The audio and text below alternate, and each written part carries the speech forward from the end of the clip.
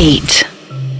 मैं गया तो था सुहानी को उसी के घर से रेस्क्यू करने के लिए, पर सिचुएशन ऐसी कमीनी बन गई थी कि अथर्व और श्रेया को सुहानी के पड़ोस वाले हॉटेड हाउस से ही मुझे रेस्क्यू करना पड़ा था।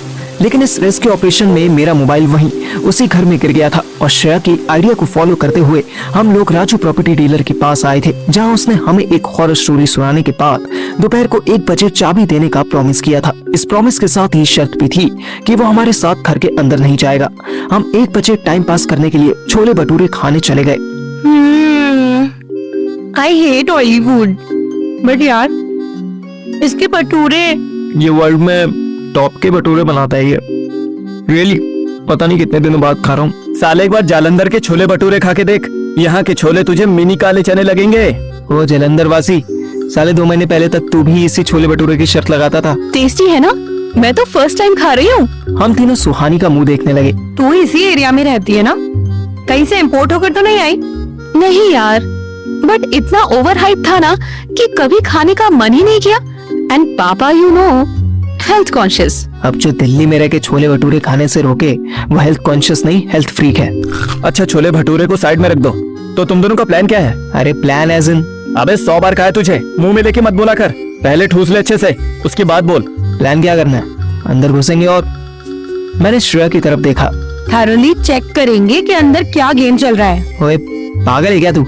अंदर चलेंगे और मोबाइल लेकर वापस भाग आएंगे, सिंपल। यार you are acting like the biggest फट्टू ऑफ द ईयर। फट्टू नहीं हूँ मैं, कॉन्शियस हूँ। उसने तेरी टांग खींची होती ना, तब पता चलता कि मैं फट्टू हूँ या अवेयर। हम चारों बारी बारी हाथ धोने लगे। अच्छा लिसन चूतियो, श्रेया ने तुरंत उसे घूरा। No no not you baby. तो तुम मुझे ये सी वर्ड बोल रहे हो? अरे नहीं नहीं डार्लिंग, ये सिर्फ इसके लिए है। ओए लपेटू, तूने चूतियों बोला, चूतियों प्लूरल। मैं तो चल डिक्लेयर चूतियों, बाकी दूसरे कौन? अबे छोड़ ना यार, प्लान तो सुन ले पहले। मुझे बताओ क्या प्लान है तुम्हारे पास? हाँ तो मैं ये सजेस्ट करता हूँ कि हम फिर से केबल वाले से उसकी सीढ़ी लेते हैं, और पहले प्रिकॉशन के लिए जैसे पार्थिव को उतरते टाइम फर्स्ट फ्लोर की बालकनी से लेडर सेट की थी ना, वैसे ही अब भी सेट कर देते हैं। फिर तू पार्थिव नीचे रुककर वेट कर, और तुम श्रेया ऊपर जाओ और चेक करो कि कोई फाउल प्ले तो नहीं है, और अगर सब नॉर्मल लगे तो इसका फोन उठाओ और आ जाओ। और अगर बाई चांस कोई पंगा हुआ तो तुम दोनों के पास बाहर आने का एक एक रूट होगा। स्पेशली श्रेया, तुम ट्रैप नहीं होगी। तुम्हें पता होगा कि बस बालकनी तक भागना है और उसके बाद लैडर लगी हुई है। श्रेया सोचने की एक्टिंग करने लगी। It is actually a nice idea, पर तुम दोनों क्या सिर्फ बाहर से बैठकर कमेंट्री करोगे? मैं तो नहीं, मैं अंदर आऊंगी। सुहू तू पागल हो गई क्या? नहीं, मैं पागल नहीं हुई, बस तुझे अकेले नहीं जाने देना चाहती। जो होगा साथ होगा, बस। श्रेया और अथर्व गंदी वाली स्माइल करने लगे। ओहो क्या बात है, लगता है मोटे बाबू ने बेबी को बहुत ही अच्छे से मना लिया है। शट अप अथर्व, इनफैक्ट तुम्हें ही आना चाहिए। श्रेया अकेले ऊपर वाले फ्लोर पर जाएगी, तुम्हें सपोर्ट करना चाहिए ना। मैं तो इसी में खुश था कि अथर्व ने मेरे सामने फर्स्ट टाइम खुद से कोई प्लान बनाया था, और वो प्लान अच्छा भी था। No need Suhani, I am good alone. कोई साथ हो पर फिर भी सपोर्ट ना करे तो ज्यादा डेंजरस है, इसलिए अकेले जाना is okay for me. Shreya ने इशारे से बहुत लेथल टॉन्ट मारा था। अथर्व तिलमिला कर रह गया था, कुछ बोल नहीं पाया। सुहानी की गली में अब पहले से ज्यादा पानी भर चुका था। हम एक बार फिर केबल वाले से मिन्नतें करके लेडर ले आए थे। अथर्व ने जैसा आइडिया दिया था वैसे ही सीढ़ी हॉन्टेड हाउस की बालकनी पर लगा दी गई थी। मैं, सुहानी और श्रेया दरवाजा खोलकर अंदर घुस चुके थे। दोनों लड़कियां ऊपर जाओ, और पार्थिव तू स्टेयर्स के पास रह। मैंने हाँ में सर हिला दिया। शुरुआत में तो अथर्व का प्लान बहुत प्रैक्टिकल लग रहा था, पर अब मेरे दिमाग में आया कि मुझे जब फर्स्ट फ्लोर पर जाना ही नहीं था तो मैं अंदर आया ही क्यों था। बाहर बारिश की वजह से घर के अंदर अंधेरा हो चुका था। मैं ऊपर जाती सीढ़ियों के पास ही रुक गया था। सुहानी और श्रेया अपने अपने मोबाइल की टॉर्च जलाकर ऊपर जा रही थी। सुहानी ने जाते जाते मुझे अपना फोन दे दिया। ले, तू ये फोन ले ले, ऐसे अकेले अंधेरे में खड़े होना सेफ नहीं है। थैंक यू, और तू ध्यान से जा, हीरोगिरी मत करियो। श्रेया तब तक फर्स्ट फ्लोर तक पहुंच चुकी थी। सुहानी पीछे पीछे दौड़ती हुई गई। मैं हाथ में टॉर्च लिए इधर उधर देखते हुए सोचने लगा कि हम चारों अभी अभी अंदर से कितने बच्चे थे। यहाँ एक फोन लेने के लिए हम पूरी फिल्मी फील ले रहे थे। श्रेया सिर्फ मोबाइल लेकर फटाफट नीचे भी आ सकती थी, पर उसे तो गोस्ट बस्टर बनना था।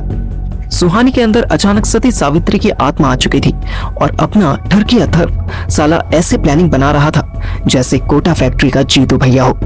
एक मैं ही था जिसे जेन्युइनली यहाँ होना चाहिए था, पर मैं यूजलेस था। हाथ में मोबाइल टॉर्च लिए किसी वार्निंग कॉल का वेट कर रहा था। वहीं श्रेया और सुहानी ऊपर जाकर एक एक चीज पर टॉर्च मार रहे थे। यार ये कितना गंदा घर है, ऊपर से टप टप भी कर रहा है। Stupid, this is not a complete house. ये अभी अंडर कंस्ट्रक्शन है, जब बन जाएगा तो अच्छा लगेगा। अचानक कुछ आवाज हुई। चले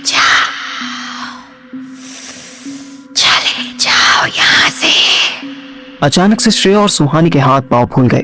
श्रेया तो फिर भी इस आवाज के पीछे कोई लॉजिक ढूंढने लगी, पर सुहानी वो तो बिल्कुल डर से पीली पड़ने लगी। श्रेया को लगा कि मैंने मजाक किया होगा। ओ स्त्री, कल आना, यहाँ कोई मर्द नहीं है। अरे यार पार्थिव है, वो ही ऐसे आवाज बदल के प्रैंक कर रहा है। एक मिनट, उसने बोला था कि यही फर्स्ट फ्लोर पर ही सेंटर में उसका मोबाइल गिरा था ना, फिर अब यहाँ क्यों नहीं है? यार इसी से क्लियर होता है ना कि यहाँ कोई एंटिटी है। डफर, कोई गोस्ट होगा तो क्या वो किसी का मोबाइल उठा लेगा? और उठा भी लेगा तो क्या इंस्टा आईडी बनाएगा, सेल्फी अपलोड करेगा? सीरियसली? तभी उन्हें अंदर वाले रूम से कुछ स्क्रैच करने की आवाज आने लगी। सुहानी और श्रेया के कान खड़े हो गए। वो हाथ में टॉर्च लिए धीरे धीरे रूम की तरफ बढ़ने लगी। इधर मैं नीचे कंफ्यूज था कि हवा कहां से आ रही थी, जब ग्राउंड फ्लोर पर सिर्फ एक ही एंट्री पॉइंट था, तो क्रॉस वेंटिलेशन होने का तो मतलब ही नहीं होता था। पर मेरे पैरों के पास ठंडी ठंडी हवा लग रही थी। ऐसा लग रहा था जैसे कहीं किसी खिड़की से फ्रेश एयर आ रही हो, जबकि आसपास तो कोई खिड़की नहीं थी। अब मेरा डर थोड़ा और बढ़ने लगा। तभी अचानक सुहानी के चिल्लाने की आवाज आई। मम्मी, यही है वो। मैं यही घबरा है गया। वो। नीचे वेट करना यूजलेस लग रहा था। मैं तुरंत ऊपर पहुंचा। हे, क्या हुआ? तू चिल्लाई क्यों? श्रेया टॉर्च लेकर रूम से बाहर आने लगी। कुछ नहीं यार, ये एक डॉल देखकर डर गई। It's just a stuff toy. उस स्टफ टॉय को याद करते मैं भी डर गया। ओह गॉड, मतलब उसे देखना मेरी इमेजिनेशन नहीं थी। सुहानी अंदर से दौड़ती हुई मेरे पास आई और मुझे कस के गले लगा लिया। Something is not right. हमें यहाँ से चले जाना चाहिए मोटू। मैं तुझे नया फोन गिफ्ट कर दूंगी। सो मेरे बच्चे, बात अब सिर्फ फोन की नहीं है यहाँ पे। तभी श्रेया अंदर के रूम से चीखी। छोड़ो मुझे। श्रेया की चीख सुनकर हम दोनों भी चिल्ला पड़े। अचानक रूम से श्रेया के मोबाइल की टॉर्च से आती लाइट बंद हो गई। चलना अंदर चल के देखते हैं, और बेचारी अकेली होगी। यार बहुत डर लग रहा है, क्या हुआ होगा उसके साथ? मैंने फिर भी हिम्मत दिखाई और अंदर जाने लगा। श्रेया, श्रेया कहाँ है तू? श्रेया। सुहानी ने मेरा हाथ इतनी जोर से पकड़ा हुआ था कि उसके नाखून से मेरे फोर आर्म्स पर निशान बन गए थे, पर फिलहाल मुझे अपने हाथ की परवाह नहीं थी। The bravest among us, Shreya Upadhyay एक बार चिल्ला के गायब हो गई थी। श्रेया, श्रेया कहाँ है तू? तभी श्रेया की बहुत ही घुटी हुई आवाज आई। पार्थिव, वॉल के पीछे। मैं सुहानी के फोन की टॉर्च मारता हुआ आगे बढ़ रहा था। मैंने पूरे रूम पर लाइट मारी, पर मुझे श्रेया कहीं दिखाई नहीं दी। लेकिन फिर रूम के एंड में एक वॉल थी जिसे देखकर ऐसा लग रहा था जैसे वो साइड वॉल से कनेक्ट नहीं थी, जैसे किसी कमरे की वॉल के आगे वॉल बना दी हो। ऐसा लग रहा था हम दोनों धीरे धीरे आगे बढ़ ही रहे थे कि फिर एक हॉरिबल सी वॉइस हमारे कानों में पड़ी। पार्थिव, सुहानी, चले जाओ यहाँ से। हम दोनों फिर डर के मारे चिल्ला पड़े। सुहानी तो रूम से बाहर जाने लगी, पर मैंने उसे रोक लिया। हम कहीं नहीं जाएंगे, हमारी श्रेया हमें वापस दो। तभी श्रेया एक वॉल के पीछे ऐसे निकली जैसे फेंकी गई हो। सेम टाइम पर सुहानी को ऐसा लगा जैसे किसी ने उसका पैर पकड़ लिया हो। कौन है? कौन है? कौन है?